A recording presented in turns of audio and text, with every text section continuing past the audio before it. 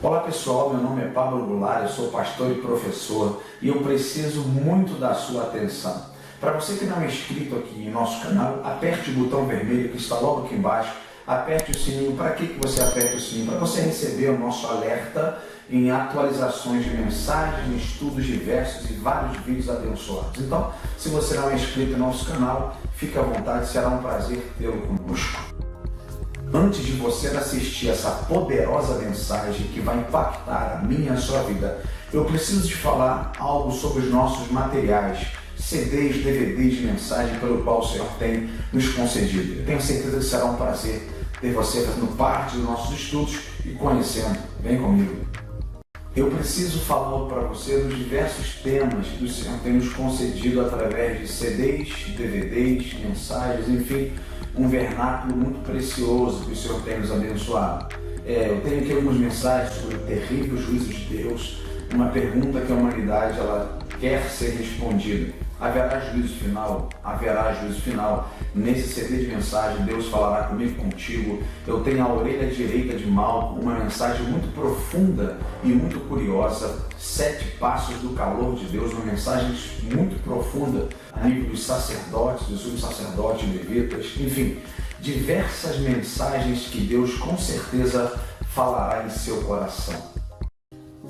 Eu preciso destacar para você também aqui o DVD Impacto da Crucificação. Se você não pediu, entre no nosso site logo aqui embaixo, www.cultivandoensino.com.br. Esse DVD Impacto da Crucificação ele fala sobre uma análise profunda das últimas horas de Jesus na Terra, a fisiologia de Jesus, o sacrifício completo de Jesus, os tipos de crucificação e com certeza Deus irá falar profundamente no seu coração. E agora, fique com essa mensagem poderosa, que eu tenho certeza que o Pai vai abençoar você na sua casa. Deus te abençoe.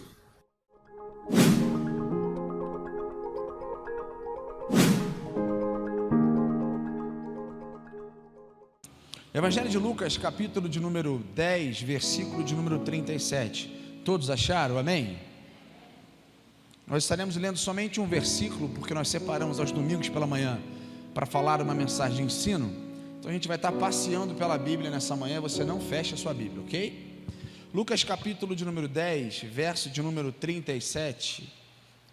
A Bíblia diz assim: Respondeu-lhe o intérprete da lei, o que usou de misericórdia para com ele. Então lhe disse: Vai e procede tu de igual modo. Quero ler novamente. Respondeu-lhe o intérprete da lei, o que usou de misericórdia para com ele. Então lhe disse: Vai e procede tu de igual modo. Amém? Antes de eu começar a pregar, você vai virar para o seu vizinho que está ao seu lado. Eu sei que é muito ruim fazer às vezes, mas é necessário que eu faça isso aqui para que você entenda. Diz para ele assim: você não almoçou, mas o Senhor tem um tutu de feijão espiritual para você nessa manhã. Amém? Deus tem uma palavra muito séria e muito santa para nós aqui nessa manhã. Queridos, eu quero falar nessa manhã debaixo de um tema: atadura, azeite e vinho. Atadura, azeite e vinho. Vamos repetir? Atadura, azeite e vinho. Querida igreja, noiva do Cordeiro, amigos e simpatizantes da nossa fé cristã, o Evangelho de Lucas, ele é o mais longo do Novo Testamento. O Evangelho de Lucas, automaticamente, quando você lê o Evangelho de Lucas, você se remete logo aos feitos de Jesus através do seu livro. O Evangelho de Lucas, então, ele se direciona, ou ele focaliza ao ministério de Jesus. Ele aponta Jesus como Messias, ele aponta Jesus como Rei, ele aponta Jesus como um homem que veio à terra, fez a diferença e faz a diferença até hoje em nossos dias. Lucas então escreve o seu próprio evangelho, o Evangelho de Lucas. Lucas também escreve Atos dos Apóstolos, que na verdade nós já falamos aqui, mas de Atos dos Apóstolos não tem nada, seria Atos do Espírito Santo, porque Atos dos Apóstolos é regido pelo Espírito Santo 24 horas no livro. Agora, sobre o seu autor, Lucas aqui então, ele é reconhecido como autor do seu próprio livro. A tradição diz então que Lucas escreve o seu livro aproximadamente 70 anos, 80 anos depois de Cristo, debaixo de perseguição tamanha. O livro de Lucas então é um livro que nos chama atenção. É claro que se nós formos ler o livro de Lucas aqui, ele vai te dar centenas de pensamentos e traduções diversas pela Bíblia, mas a mensagem aqui é a mesma. Lucas então é reconhecido, de acordo com a história, como um médico amado, de acordo com Colossenses capítulo 4, verso 14. Lucas também é conhecido como um historiador, para escrever esses artigos que tem aqui na Bíblia, para escrever esse texto tão grandioso. Ele pesquisou, até porque as pessoas confundem que Lucas não foi discípulo.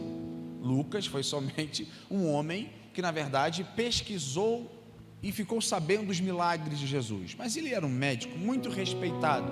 Acredita-se então que Lucas estuda medicina na Universidade do Egito da sua época, até porque ele, para ser médico, tinha que ser, na verdade, taxado, ele tinha que ser separado, ele tinha que ser então nomeado para isso, não só médico, mas os cobradores de impostos também. O que me chama a atenção é que a tradição também aponta que Lucas poderia ser um pintor, pelos quadros que fez em sua época. Pois bem, o livro de Lucas então é uma apresentação seletiva e cuidadosamente pesquisada sobre a vida de Jesus. Quase 60%, igreja, do contexto ou do conteúdo de Lucas é exclusivo. Resumindo, o livro de Lucas então relata a preparação para o ministério de Jesus. O livro de Lucas então relata o ministério de Jesus na Galileia. O livro de Lucas relata o ministério de Jesus também na Judeia e também em Bereia. O livro de Lucas relata o clímax de Jesus em Jerusalém. Agora, sobre esse texto lido aqui, e é muito interessante esse texto, porque a Bíblia diz então que Jesus estava ensinando. A Bíblia diz que Jesus estava orientando os seus discípulos sobre a comissão dos 70. O interessante é que Jesus adorava ensinar. Conforme Jesus passava nos lugares, ele ensinava, e as pessoas então eram movidas ao olhar de Jesus, porque ele fazia diferença não só no seu olhar, mas também nas suas palavras. E aqueles que deixavam então aquela palavra entrar, eles eram contaminados no bom sentido, em ver aquela prioridade e aquela espiritualidade de Jesus tamanha. Mas agora, no meio do ensino, no meio da conversa, no meio dessa orientação de Jesus, surge um doutor da lei. O texto diz então que esse doutor da lei pensa num camarada que sabia de Torá. O que é Torá, pastor? Os 5 primeiros livros da Bíblia: Gênesis, Êxodo, Levíticos, Números e Deuteronômio. Para ser chamado doutor da lei, o cara tinha que ser especial. E a Bíblia diz então sobre esse doutor da lei, e surge uma pergunta, porque ele estava no meio dos ensinamentos, ele estava ali ouvindo. Que pergunta foi essa, pastor? Lucas capítulo 10, verso 25. Vamos acompanhar a Bíblia agora, vamos estudar. Lucas capítulo 10, versículo 25, a Bíblia diz assim: e eis que certo homem, intérprete da lei, se levantou com o intuito de pôr Jesus, o quê? À prova. Você vai entender que eu estou falando isso aqui. E disse-lhe: mestre, que faremos para herdar a vida eterna? Quem se levantou? O doutor da lei. Quem era esse doutor da lei? O que ele fazia, pastor? Esse doutor da lei, ele era referência em Israel. A história diz que por onde ele passava, as pessoas se encurvavam a ele, não em forma daquela coisa de imagem, não, se encurvava pelo fato de respeito, porque ele era um homem separado por Deus. Só que nesse texto aqui você vai ver que esse doutor, ele sabia de leis profundas. Ele sabia praticamente as 613 leis narradas no livro de Levítico. Esse doutor sabia tudo de decálogo. O que é decálogo, pastor? Os 10 mandamentos. Esse homem então era diferente. Esse doutor era visto como um jurista. O que é isso? Um perito da lei. Ele pegava versículo por versículo da Torá e analisava e sabia tudo de cor. Mas a Bíblia diz então que ele pergunta a Jesus com o intuito de colocar Jesus o quê? À prova. Ele sabia. Sabe aquele aluno dentro de sala? Cléo é professor e tem outros professores aqui, que quando faz uma pergunta para o professor que já sabe da resposta, ele queria colocar à prova Jesus.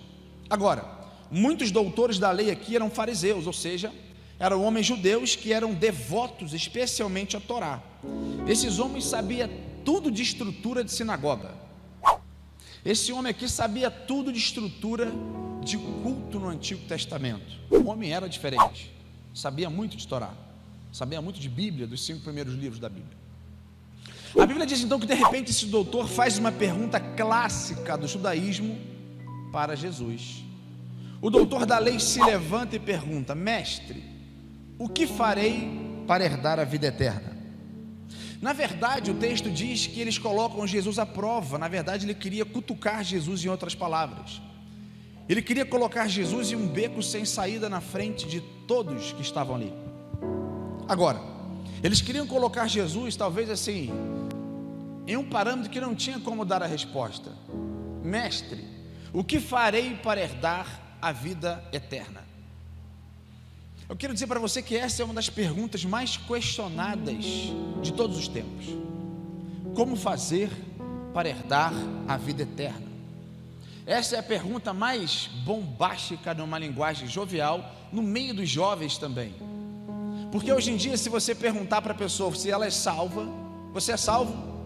Se ela coçar a cabeça, e aí? Porque na verdade ela está entendendo na situação dela que ela está vivendo naquele momento. Quem tem certeza da sua salvação vai levantar a mão pelo tempo da sua espiritualidade presente e vai falar: não, eu estou salvo porque eu estou vivendo para com esse objetivo. Agora tem pessoas que ficam na dúvida porque não está vivendo de acordo com a Bíblia. Pode ser desviado ou não. E aí, tanto na parte humana quanto na parte teológica, essa é uma pergunta que tem crescido em nossa geração. Por quê? Essa pergunta ela arde profundamente no coração de crentes.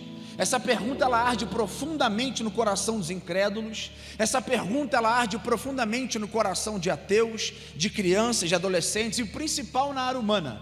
Essa pergunta arde profundamente no coração de biólogos, bioquímicos e biofísicos. O que fazer então para herdar a vida eterna?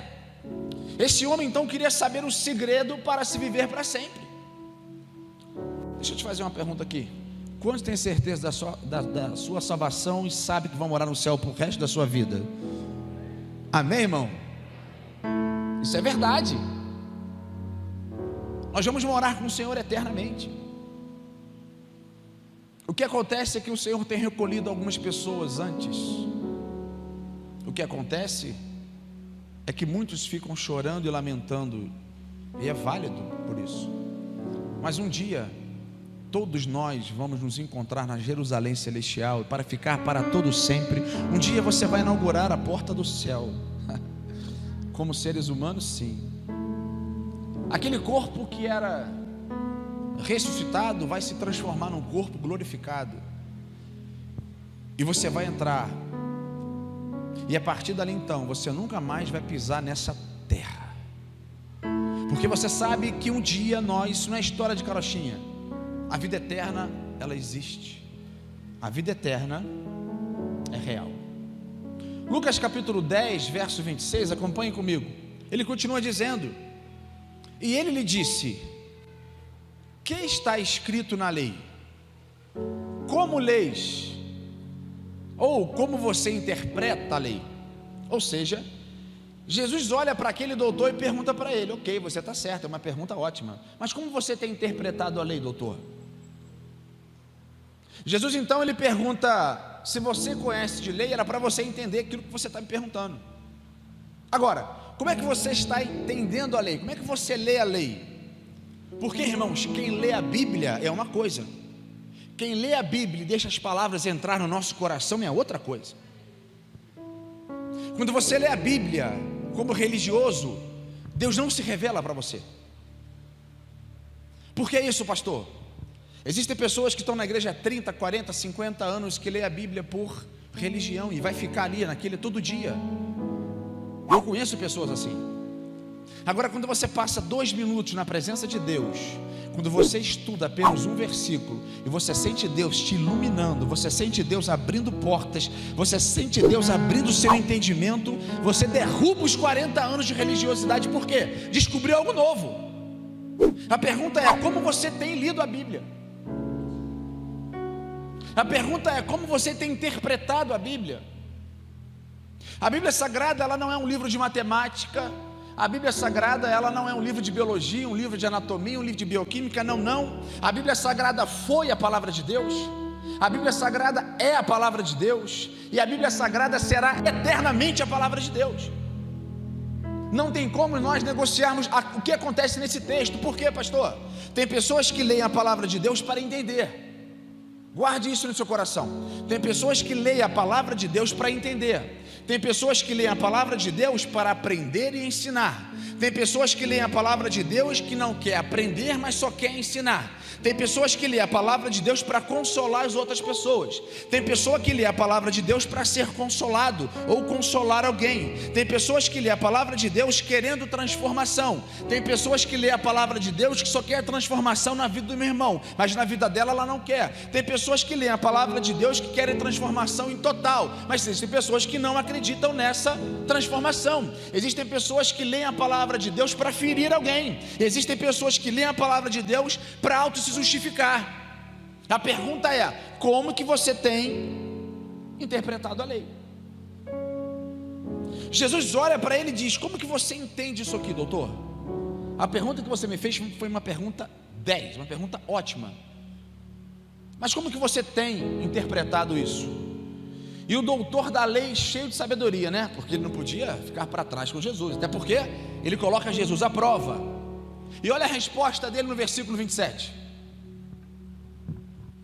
O doutor da lei disse: olha a resposta: amarás ao Senhor teu Deus de todo o teu coração e de toda a tua alma e de todas as tuas forças e de todo o teu entendimento, e ao teu próximo como a ti mesmo. A resposta foi excelente. Por quê? Ele era doutor lia a palavra. Onde é que ele leu isso para falar para Jesus? Levíticos capítulo 19, versículo 18. Ele dá uma resposta bíblica para o mestre. A sua resposta é baseada também em Deuteronômio capítulo 6, versículo 5. Uma resposta baseada, uma resposta estruturada e equilibrada nesse momento aqui. Ou seja, automaticamente Jesus elogia aquela resposta pelo doutor. Jesus então concorda com aquele doutor, pois ele cita parte da Torá, ok? Ele cita parte da palavra e estava certo. Mas no fundo aquele doutor não estava vivendo aquela resposta. Ele foi religioso. Ele leu, teve um insight, na mesma hora ele quis responder imediatamente para não passar vergonha. Aquele doutor então queria pegar Jesus de qualquer forma em suas palavras. Ou seja, sabe o que eu aprendo nesse texto? Que mesmo Jesus sendo filho de Deus, mesmo Jesus sendo homem aqui na terra, 100% homem, 100% Deus, reconheceu a qualidade no doutor, porque Jesus elogiou a qualidade dele.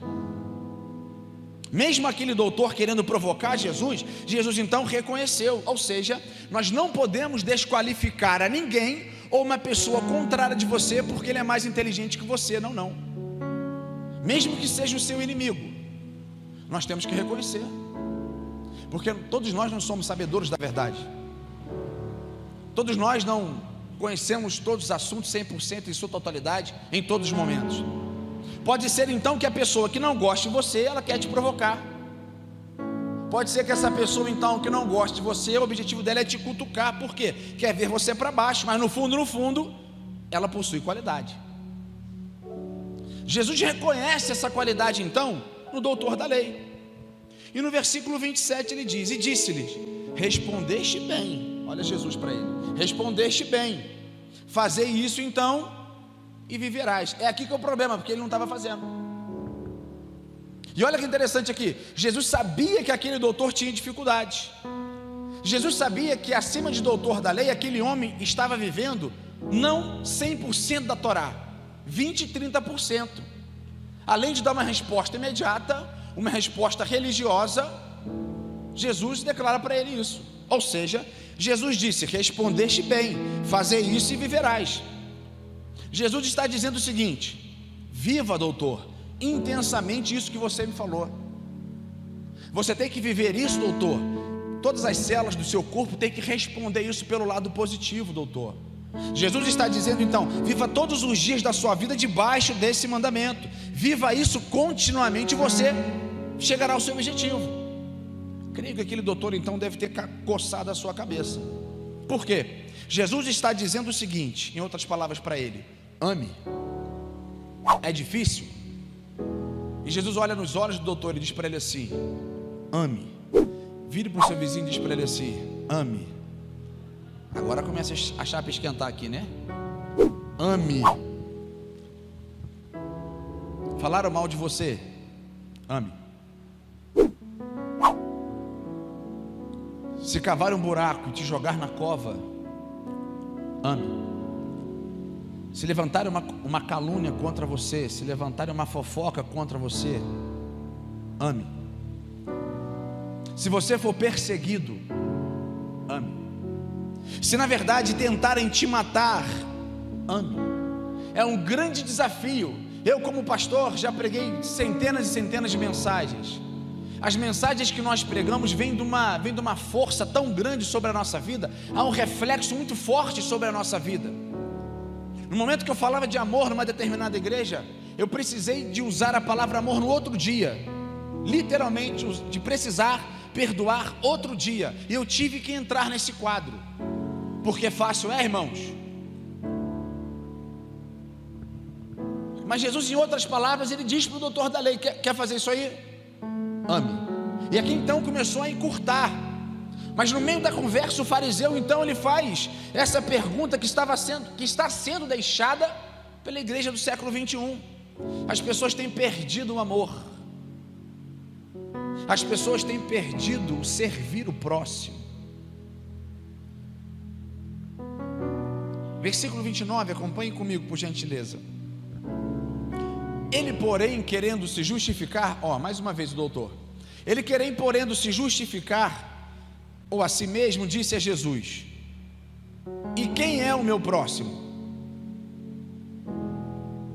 Quem é o meu próximo? E Jesus então começa a falar com ele, começa a conversar com ele, ou seja, o doutor da lei estava se justificando, mas no meio dessa conversa aqui, ele faz uma pergunta que talvez possa ser a nossa dúvida nessa manhã: quem é o meu próximo? Porque uma coisa é nós olharmos para dentro da nossa casa e cuidar dos nossos, e a Bíblia diz isso sim, que nós devemos cuidar dos nossos. Será que o nosso esposo é o nosso próximo? Claro que é. A nossa esposa também, claro que é. Os nossos filhos também. Mas a dimensão é muito maior do que a sua casa aqui nesse texto. Além da palavra ame, quem é o nosso próximo? Aquele doutor respondeu a Jesus corretamente. E a pergunta que não quer calar: quem é o teu próximo? Quero dizer para você que existem diversos tipos de próximo na nossa vida. Diversos. Amar os nossos é muito fácil. Amar alguém que nós não conhecemos, talvez, ou que nós não temos uma afinidade, passa a ser um grande desafio. E você passar a amar alguém depois que aquela pessoa principalmente aprontou com você, há um desafio muito maior. Por quê? Muitos se dizem religiosos cristãos, mas não desejam nenhum comprometimento com o problema dos outros. E essa palavra discernimento de entendimento, essa palavra discernimento de dor com o próximo tem se fugido das nossas igrejas. Nós não entendemos quando o outro está passando por dificuldade demais, porque olhamos somente para nós. É importante, claro que é, tem que cuidar, tem, mas estamos esquecendo do nosso próximo. É muito fácil nós amarmos os nossos familiares, é muito fácil, na verdade, nós amarmos e ajudar os nossos parentes, na verdade. Agora, quando se trata do outro, quem é o nosso próximo, pastor? O satanista é o nosso próximo. As pessoas que trabalham com o centro de macumbas é o nosso próximo. Aí você fala assim: que é isso, pastor? Como que você vai pregar para essa pessoa sem aproximação e relacionamento? Eu não estou falando de religiosidade. Como que você será luz nesse ambiente se a gente não troca relacionamentos? Os católicos são os nossos próximos. Eu não estou falando de servir ao mesmo Deus, porque é diferente, mas é o nosso próximo. Eu quero que você entenda que no momento muito difícil da minha vida, eu e a Sabrina estávamos com a Heloísa, já com 3 ou 4 dias de nascido, as contas batendo para tudo quanto é lado. E aí, da onde pagar?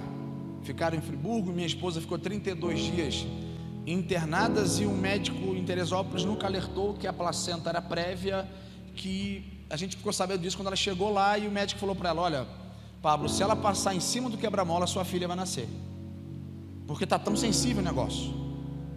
E as contas subindo. Falei, meu Deus, como é que eu vou fazer? Tem que pagar as contas. Nessa correria, ela ficou em Friburgo, na Unimed Friburgo, eu para Teresópolis, trabalhando aqui, por Rio, voltava aquela coisa, aquela correria. E teve um dia que eu peguei o papel, cheguei no hospital cedo, eu peguei um papel e comecei a colocar aquilo que a gente estava devendo. E no final da tarde eu recebi uma ligação do pai. Ele é advogado, amigos nossos particulares. Ele me ligou, falou: olha, meu pai queria falar com você. Pô, sabe que você está em Friburgo, mas meu pai queria falar com você. Como assim? Falei, vai lá no fórum. E ele era juiz da vara de infância lá em Friburgo. Eu não tinha tanta intimidade com o pai, passei a ter depois desse dia. Veja bem, eu fui lá no fórum. Quando eu cheguei lá, aquele homem estava sozinho, trancado numa sala. O que esse homem era, pastor? Um dos líderes da maçonaria, que nem eu sabia. Quando eu cheguei lá, ele falou assim: eu não dormi essa noite, porque uma energia, veja bem, uma energia me incomodou para te dar esse envelope com dinheiro aqui. Eu devia, acho que era 740 e poucos reais. Eu peguei aquele envelope, eu fiz para ele: eu posso fazer uma oração por você? Ele, claro, a oração sempre é bem-vinda. E aquela cara fechada, muito inteligente. Peguei aquele envelope, cheguei em casa, cheguei no hospital, perdão. Quando eu cheguei já, a Sabrina começou a chorar, porque ela sabia que tinha algum mistério nisso aí. Quando eu abri o envelope, eram exatamente os 750 reais que precisávamos de pagar. Eu poderia ter pego aquele dinheiro e falado: não, olha de onde veio. Pelo contrário, essa recepção que eu realmente precisava foi uma porta de abertura para pregar o evangelho na sua casa. E até hoje, ele é botafoguense assim, tadinho, botafoguense está caindo aí, não é só Jesus, né o Sérgio? E a gente brinca muito. Aquilo ali foi a porta de entrada para o evangelho. Ele me identificou como um próximo, mas quem tocou no coração dele? Deus. Eu quero que você entenda, querido, quem é o teu próximo. Hoje você nem imagina a pessoa que pode te ajudar amanhã. Nós não temos a noção de que Deus pode levantar até uma pedra para poder me abençoar e te abençoar. O que acontece nesse texto é algo parecido, porque Jesus então ele explica aquele doutor através de uma parábola. Pastor, o que é a parábola?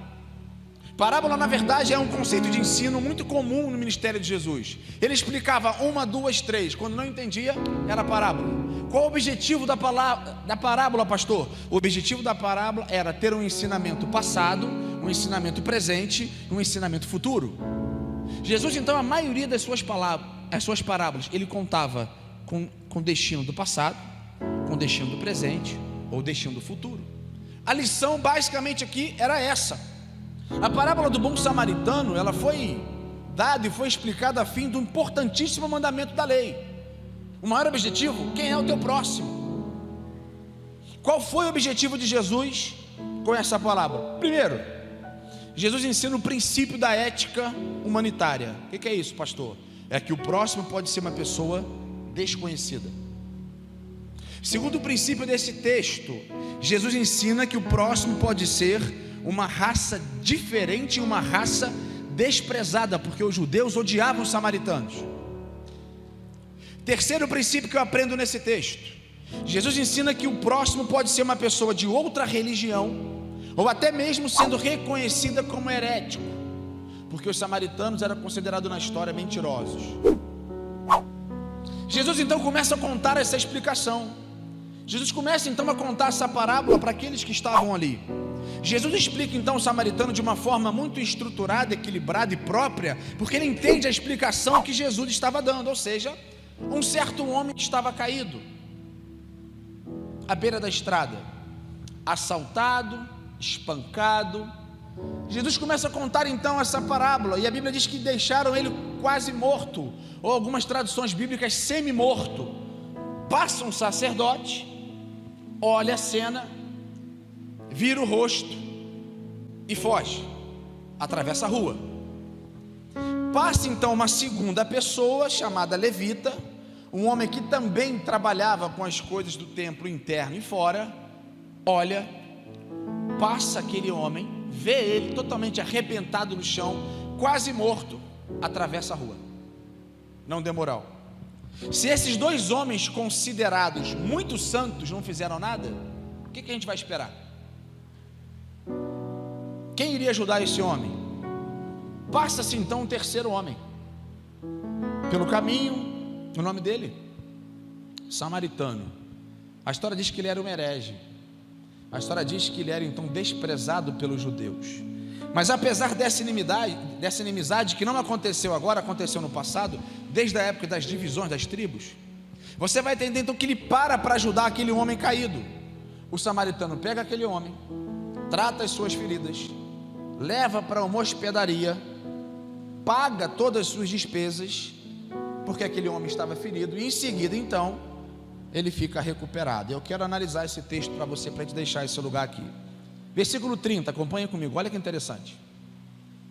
Evangelho de Jesus, segundo Lucas, capítulo 10, versículo 30. E respondendo Jesus, descia um homem de Jerusalém para Jericó, e caiu nas mãos dos salteadores, aos quais o despojaram, e espancando-o se retiraram. Deixaram ele o quê? Meio morto. A Bíblia diz então, querido, que um certo homem estava descendo de Jerusalém para Jericó. Jerusalém para Jericó, aí aproximadamente uma distância de 27 quilômetros. Ele então está descendo. A Bíblia diz que esse homem desce, e essa descida aproximadamente aí que ele pegou, foi aproximadamente 915 a 1040 metros, que ele então percorre esse caminho. Pois bem, esse caminho, de acordo com a história, ladrões ficavam escondidos para saber quem poderia passar por ali, para bater, para roubar e para levar os seus pertences. A Bíblia diz então que esse homem começa a descer. De acordo com Flávio Josefo, um grande historiador judeu, eu citei ele aqui ontem, Flávio Josefo, ele compara essas ruas como as ruas mais perigosas da sua época, onde, como se fossem traficantes hoje em dia, os pedófilos, enfim, poderia estar todo mundo morando na mesma rua, e quem passasse ali era sinônimo de perigo. Agora, Flávio Josefo defende que nessa época que essa rua era com muita pedra, ela tinha muita pedra nesse caminho. A história diz então que esse caminho ficou conhecido por caminho de sangue, porque todo mundo que passava ali ou morria ou era maltratado praticamente até a morte, e eles ficavam ali. A Bíblia diz então que esse homem caiu nas mãos desses assaltantes.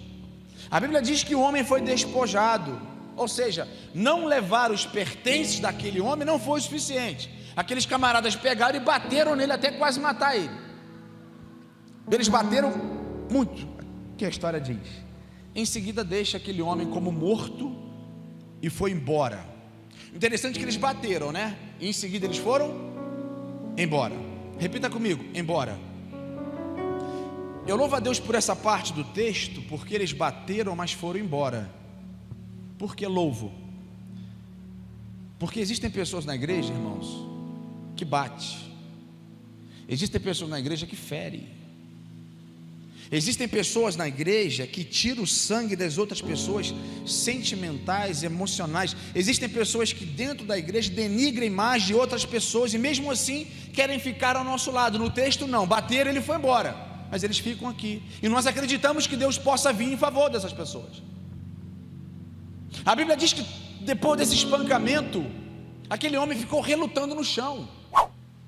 Aquele homem ficou ali no meio de poça de sangue, lutando contra a sua própria vida. A Bíblia diz que o homem não praticamente ali se mexia, estava na fase final. A Bíblia diz que o homem estava quase morto. Por quê? O homem pediu socorro, mas feridos não pedem socorro. Guarde isso. O homem pediu socorro, mas ferido às vezes não pede socorro. O homem pediu socorro, ele pediu ajuda, mas os feridos que têm vergonha de expor a sua necessidade, não pedem ajuda. Um homem foi quase morto, mas morto não fala, morto não tem capacidade de pedir. Ou seja, aonde eu vejo qual é o perigo aqui? Que a igreja precisa recompor as suas sensibilidades de identificar a dor do outro. Nós precisamos entender a dor do outro. Versículo 31, acompanhe comigo, a Bíblia diz assim: e ocasionalmente descia pelo mesmo caminho certo sacerdote, e vendo passou de largo, ou seja, vazou fora, atravessou a rua. Jesus narra uma história comprometedora que envolve um sacerdote. Já parou para pensar nisso aqui? É uma história comprometedora que envolve um sacerdote. O que eu acho interessante é que Jesus falou do sacerdote, mas não deu nome para o sacerdote. O que eu acho interessante é que Jesus nunca falou mal publicamente de um sacerdote. E aqui essa parábola de Jesus cita o comportamento do sacerdote, mas não dá um nome para o sacerdote. Ou seja, nós vivemos uma época, querido, veja bem, guarde isso no seu coração.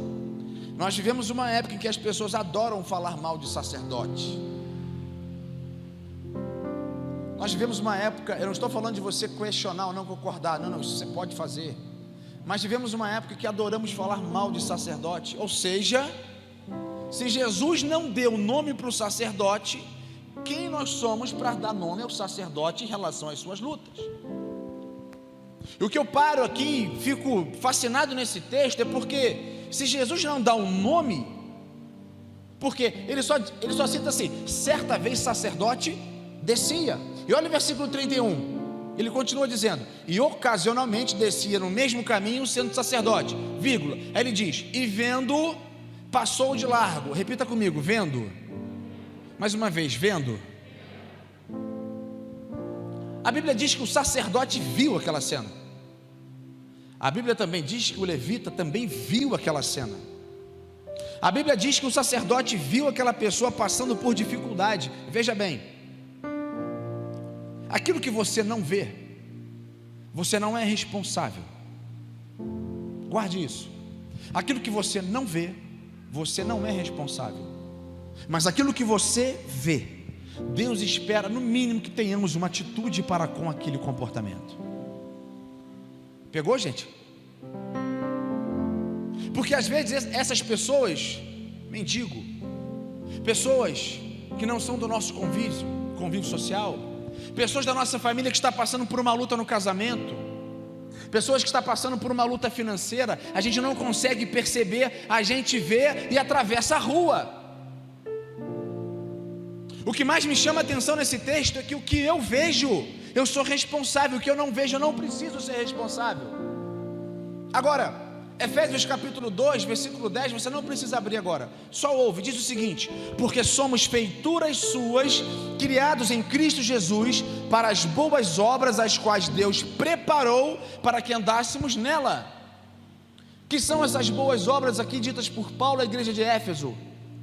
É o trabalho social, é aquela pessoa que nós vemos que está passando por dificuldade e que entendemos e temos o discernimento da dor e vamos trabalhar naquela obra, porque Ele vai te presentear, Ele vai cuidar de você. Quando você cuida da vida dos outros, o Senhor Jesus se levanta e cuida da sua casa, cuida do seu ministério, Ele cuida, porque passa a ser então uma troca. Quando eu planto, eu vou colher.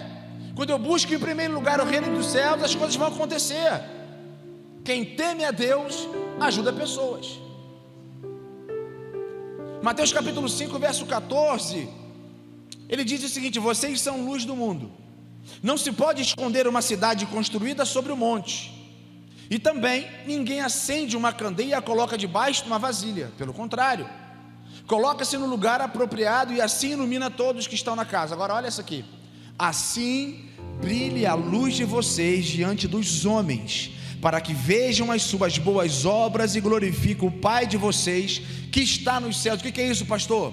Você está passando na calçada da fama e no mundo espiritual você carrega uma luz. Que luz é essa, pastor? Jesus de Nazaré. quando você está passando na calçada da fama, quando você está no supermercado, quando você está na casa de alguém, essa luz tem que resplandecer sobre a sua vida, e as pessoas têm que olhar para você, querendo pegar aquilo que você tem. Eu não estou falando de idolatria, eu estou falando de Jesus dentro de você. Essa é a luz. Se for necessário, você pregue, se for, mas com seu testemunho, com as suas palavras, o brilho vem. E tanto Paulo como Mateus, ele faz questão de colocar isso, porque o sacerdote perdeu o brilho, o levita perdeu o brilho de identificar a dor do outro. O sacerdote viu o estado físico daquele homem e não fez absolutamente nada, ou seja, muitos veem, mas não ajudam o próximo. Muitos observam a necessidade do próximo, mas vendo, atravessa em passos largos e ignora. Temos que voltar, abençoar o nosso próximo. E você sabe, nós sabemos como igreja, sabemos quem passa por dificuldade. Nós sabemos, eu não estou falando só de dificuldade financeira não, espiritual, sentimental, emocional. Se você entrou aqui nessa manhã perdendo essa coragem, levante suas mãos, eu quero profetizar sobre a sua vida. Levante suas mãos, levante suas mãos. Senhor, em nome de Jesus, aonde tiver uma mão levantada aqui agora, que o teu brilho possa reacender. Aonde tiver uma mão levantada aqui agora, Senhor, que aonde esses irmãos e irmãs passarem, a luz do Senhor possa estar com eles. Deus, que eles possam ser atraídos pela tua presença, sim, mas as pessoas possam olhar para eles agora e pegar aquilo que ele tem. O que é? É o Espírito Santo, é Deus Pai, Filho, Deus Espírito Santo dentro de você, e aonde você colocar a planta dos seus pés, aonde você colocar as mãos, vai florescer, a enfermidade vai ser curada, não porque você tem poder, é porque Jesus mora dentro de você. As coisas vão melhorar porque você vai ministrar, porque Deus te trouxe aqui nessa manhã para te dizer: ei, o meu brilho e a minha presença está contigo todos os dias, até a consumação dos séculos. Quem recebe, aplauda o Senhor em nome de Jesus de Nazaré. Ele renova as suas forças e te coloca na onde Ele quer que você seja colocado. Muitos viram, mas ninguém deu moral para aquilo. Às vezes olhamos para uma pessoa ferida, angustiada, e precisamos ter a sensibilidade mesmo. Principalmente agora a depressão, mais uma vez a doença ou a patologia do século 21. Nós precisamos entender isso, identificar a dor do outro. Por quê? E na maioria das vezes, quando olhamos e não identificamos qual é o comportamento da igreja, o comportamento do sacerdote e o comportamento do levita, nós atravessamos a rua. Nós não demos essa moral. Às vezes olhamos para uma pessoa com problemas financeiros, enfim, ela pode estar mal no casamento, e nós precisamos identificar isso, irmãos. Isso é ser igreja. Nós precisamos ter essa sensibilidade. Versículo 32, eu já estou terminando. Olha que interessante esse versículo. E de igual modo também um levita, chegando àquele lugar e vendo, passou largo. Quem era o levita, pastor? O que ele fazia? O levita era responsável em trabalhar no culto. O levita era dividido aqui em 3 classes. Veja bem, o levita era dividido aqui em 3 classes. O escriba, ele escrevia tudo o que acontecia na sinagoga, nos cultos, como se fosse o escrivão. O tangedor é o que fazia os instrumentos, e o levita propriamente que adorava o Senhor. Ele está no quadro de levita que adorava. Então eu quero que você entenda que tanto o sacerdote e o levita poderiam estar vindo de um culto, aonde passaram e não fizeram nada. O levita era responsável por essa adoração. Ou seja, só para você entender, o sacerdote então trabalhava dentro do templo, e o levita, ele trabalhava por fora e fazia a manutenção de algumas peças no interior do templo. O meu maior medo aqui é que o levita possa se tornar igual ao sacerdote, passar e ver algo diferente. Tanto o levita como o sacerdote foi frio, eles foram calculistas, eles foram, na verdade, ninguém se importou com aquela pessoa que estavam ali. E aqui eu vejo um problema no levita. Qual o perigo, pastor? Dele ser igual ao sacerdote, dele querer seguir os mesmos passos que o sacerdote. A importância que tem de um líder a levar o seu rebanho a ter a mesma visão. Porque dá para você entender que se esse aqui fosse responsável por uma sinagoga, a igreja é a cara do pastor, irmãos. Se o pastor for alegre, a igreja vai ser alegre. Se o pastor está em depressão, a igreja vai estar em depressão.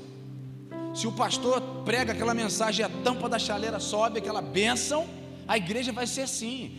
Se o pastor exala o amor, a igreja ela vai ser receptiva em amor também. Mas se eu posso pegar aqui esses dois exemplos, a igreja não tinha objetivo nenhum em ajudar ninguém, em abençoar ninguém. O templo daquela época não era assim. Eles eram profundamente religiosos. Versículo 33 diz assim: mas um samaritano, olha aí agora, olha quem vai ajudar. Mas um samaritano que ia de viagem chegou ao pé dele. Foi aonde? Ao pé. E vendo, moveu de íntima compaixão. Essa compaixão no grego é um coração aquecido em ajudar alguém. E olha que interessante, os judeus consideravam os samaritanos um lixo. Existe hoje uma pequena comunidade de samaritanos em Israel, pequena, mas quando eles passam na rua, o judeu olha para ele e falta pouco cuspir nele. Até hoje é assim.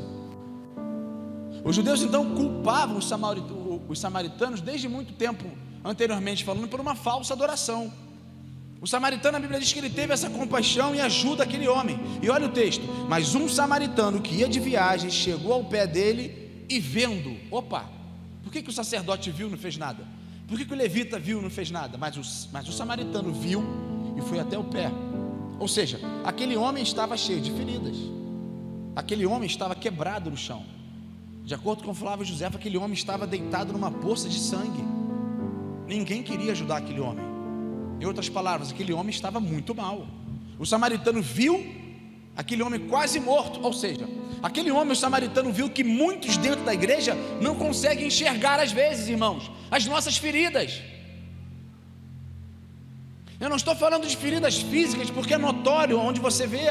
Se alguém entrar aqui hoje com hanseníase ou coberto, alguma coisa, você vai identificar porque você vê.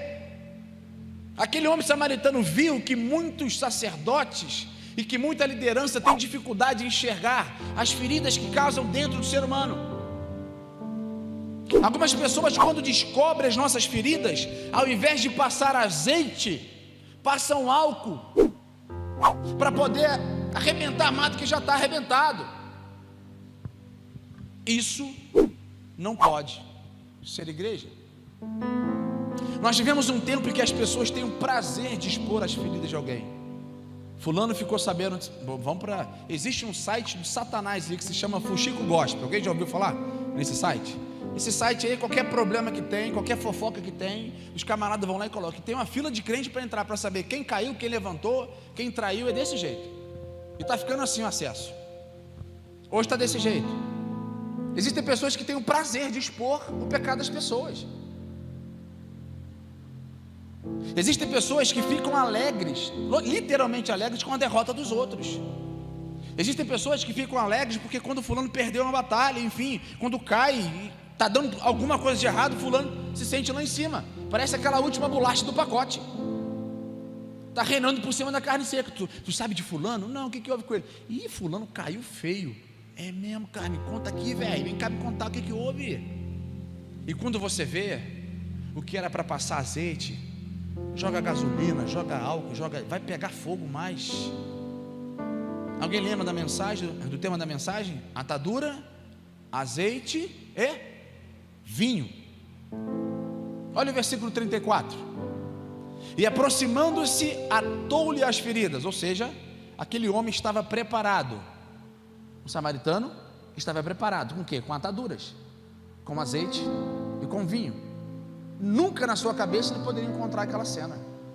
Mas a Bíblia diz, o texto de Lucas é bem claro, quando ele diz: e aproximando, atou-lhe as feridas, deitando-lhes azeite e vinho. Agora olha que interessante, e pondo sobre o seu animal, era bem provável ser um jumentinho que o samaritano estava indo, para ver aquela pessoa no chão, pega, amarra suas feridas, tapa suas feridas, passa azeite, passa vinho. Um homem quase morto não fala. O que ele fez? Botou em cima desse animal e partiu para uma hospedaria. Agora veja bem, o azeite e vinho aqui nessa época eram instrumentos e agentes curativos. O azeite e vinho, eles eram utilizados como produtos para realizar uma cirurgia da época. Aconteceu o corte, azeite.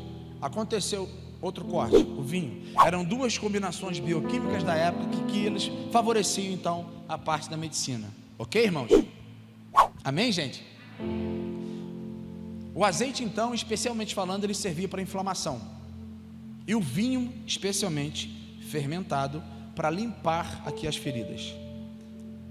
Agora repete uma coisa comigo, que essa coisa aqui é linda. Repete comigo assim: um azeite significa o Espírito Santo. O vinho significa o sangue do Cordeiro.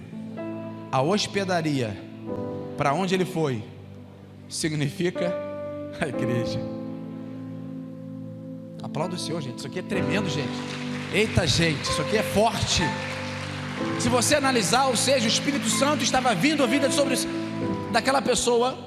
O vinho, através do sangue de Cristo, estava vindo sobre aquela pessoa, e ela estava indo para a igreja para ser cuidado. Ou seja, a Bíblia diz então que o samaritano se aproxima daquela pessoa. E agora, só para ficar mais forte a tua manhã, diz para a pessoa bem bonita que está ao seu lado assim, nessa manhã, diz para ele: Deus está te dando azeite, Deus está te dando vinho, porque existem pessoas que você vai usar azeite e vinho, e o que é melhor vem depois. Diz para ela. Sabe para onde ela vai vir? Para a hospedaria. Qual o nome da hospedaria? Igreja Batista Central de Teresópolis. Aleluia! Esse é o maior objetivo: azeite, vinho e atadura. É aqui que você vai estar olhando para a pessoa que você vai usar azeite, vinho e atadura do seu lado. Quando o samaritano chega perto, a primeira coisa que ele fez foi cobrir a ferida. Não expôs a ferida, cobriu a ferida. O sacerdote, que era para cobrir a ferida, não fez. O levita também não fez. Deus está me chamando, Deus está te chamando para ser igreja. Deus está me chamando, Deus está te chamando para colocar azeite e vinho em muitas feridas que precisam de ser curadas. Eu tenho certeza que você vai sair da sua casa, que você saiu da sua casa e veio para a igreja hoje, e você vai voltar para a sua casa com a sua botija cheia de azeite, cheia de vinho, porque o Senhor tem pessoas para colocar na sua frente para você cuidar. Ainda mais agora, o tempo que estamos vivendo. Existem pessoas na igreja que têm dificuldade em liberar amor, em dar compaixão. Existem pessoas na igreja que têm dificuldade de dar misericórdia, em se doar ao próximo. Existem pessoas, sim, claro que existem. Ou seja, existem muitas pessoas que têm dificuldade em ser igreja dentro da própria igreja. Mas olha o versículo 35. E partindo no outro dia, tirou 2 dinheiros e deu ao hospedeiro, e disse-lhes: cuida dele, e tudo demais gastares, eu te pagarei quando voltar. Ou seja, aquele homem então pegou aquele rapaz, fez o processo curativo nele, colocou no seu animal, levou até a hospedaria mais próxima. E o que mais me chama a atenção aqui é que ele paga para esse homem sem conhecer ele. E diz o seguinte: olha, se passar da conta, quando eu passar aqui novamente, eu acerto com vocês. A Bíblia diz então que aquele samaritano foi movido de íntima compaixão. Ele leva aquele homem então para a hospedaria. A hospedagem aqui nesse contexto significa um lugar onde as pessoas eram bem recebidos, um lugar saudável, para que as pessoas pudessem não abrir as suas feridas, tampar as suas feridas. Eu já ouvi algumas pessoas dizendo o seguinte: olha, a minha igreja, ela não é perfeita. Quantos já ouviram essa frase, essa palavra, né? A minha igreja, ela não é perfeita. Porque na maioria das pessoas, as pessoas querem justificar. Aí vem outro comportamento. E ó, não olha para o homem não. Não olha para o homem não, vai lá na igreja, mas não olha para o homem não, porque o homem sabe como é que era. Não. O apóstolo Paulo diz para os seus discípulos assim: sedes meus imitadores conforme eu sou de Cristo. O nosso testemunho pode falar em muitas vidas. O que mais me chama a atenção aqui é que o correto não seria: a minha igreja não é perfeita. O correto seria: a minha igreja é saudável, é bom ir lá. As pessoas não ficam julgando ninguém lá. É muito interessante você chegar num lugar e as pessoas não vão abrir as suas feridas ou ficar mexendo. Não. Na hospedaria os feridos são trabalhados bem. Na hospedaria os feridos são tratados bem, sem expectativa de que a ferida aumente o tamanho da sua dor em tempo de hospedaria. Não é isso. É por isso que às vezes a fofoca, a rebeldia, a inveja e a disputa, ela não pode crescer no meio da igreja, porque acaba abrindo feridas no meio da hospedaria, o que provavelmente deveria ser saudável. A hospedaria, a igreja, é um lugar saudável. Você faz parte de uma igreja saudável, sim ou não? Aleluia. Fique de pé em nome de Jesus. Eu gostaria de chamar o ministério de louvor. Queridos, eu quero orar com pessoas nessa manhã. A minha oração é bem simples. Eu quero orar com pessoas nessa manhã que querem cuidar de pessoas, que acreditam nessa palavra liberada de azeite, vinho e atadura, que vai usar na vida de muitas pessoas. Aí você fala para mim assim: pastor, mas você não conhece a minha vida, rapaz. Eu já perdoei fulano uma, eu já perdoei fulano duas, três. Meu próximo, já perdoei diversas vezes. O camarada não muda. O que eu preciso que você entenda é que 70 vezes 7 não é matemática, gente. 70 vezes 7 é plenitude. Pegou? 70 vezes 7 é virtude que precisamos desenvolver todos os dias. Eu quero orar com pessoas hoje que necessitam e que querem ser usadas na vida de muitas pessoas, para abençoar pessoas. O interessante é que esse rapaz que foi curado, as suas feridas sararam. A história diz que ele ficou muito bem. Só que me chama a atenção aqui que o rapaz que abençoou ele não teve tempo de almoçar com esse rapaz. Ele não teve tempo de agradecer, de sentar e falar: poxa, muito obrigado. Por quê? Passou na vida daquele homem. E a história diz então que eles não ficaram amigos. Por que eu fiz questão de ler um texto no começo da ministração? Porque a pergunta que ele fez é que eu quero encerrar agora, com você em pé para a gente orar. Ele diz assim: mas no final Jesus então automaticamente ele transfere a pergunta para o doutor da lei. Agora, Igreja Batista Central, deixa eu fazer uma pergunta para você aqui. Quem fez o seu papel? Sacerdote, o levita ou o samaritano? O samaritano. Quem teve compaixão? Sacerdote, o levita ou o samaritano? Ok. Agora vire para a pessoa que está ao seu lado e diz para ela assim: vai tu e faça o mesmo. Eita lamere. Queridos, quem é o teu próximo? Teu próximo é quem interrompeu a caminhada da vida para ficar perto de você nos seus momentos mais difíceis da sua vida. Quem é o teu próximo é aquele que não se afastou de você nos momentos mais sombrios da sua vida, em todas as áreas. Pastor, quem é o meu próximo? Teu próximo é aquele que gastou atadura, é aquele que gastou azeite, e é aquele que gastou vinho para sarar as tuas feridas.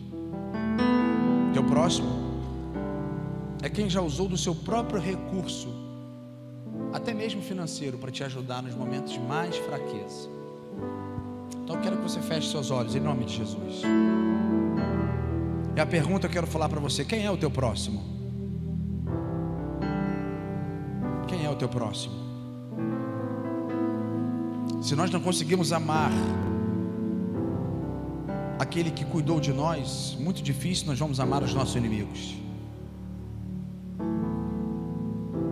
A minha oração ela é simples. Quem quer cuidar de pessoas daqui para frente, e quem recebeu essa palavra de azeite, vinho e atadura, você vai sair do seu lugar enquanto o ministério de louvor estiver adorando, e você vai ficar aqui na frente, mesmo espaçado, tá ok? Cumprindo o distanciamento também aqui. Eu quero profetizar sobre a sua vida. Vamos adorar. E se você quer colocar isso em prática, azeite, vinho, atadura, essa palavra para você. Sai do seu lugar, eu quero orar com você aqui à frente.